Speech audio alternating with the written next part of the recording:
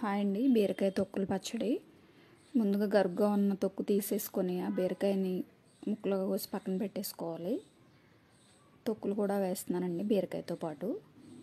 Oil పెట్టుకొని ఆయిల్లో కొంచెం పచ్చిమిర్చి ధనియాలు వేసి అవి వేగిన తర్వాత తొక్కులు కూడా వేసి వేపుకోవాలి.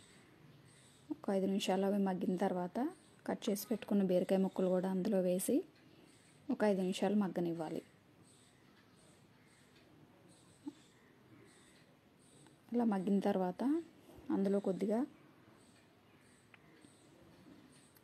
ఒకసారి అలా తిప్పుకొని అందులో కొద్దిగా ఉప్పు, కొద్దిగా పసుపు, చింతపండు వేసి ఒకసారి తిప్పేసుకొని మొత్తం అంతా కలిసేలాగా తిప్పుకొని మూత పెట్టేసుకోవాలి.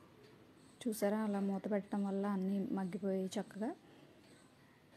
అప్పుడు ఆ వాటర్ అంతా దగ్గర పడేంత వరకు మగ్గనివ్వాలి. అలా మగ్గిన తర్వాత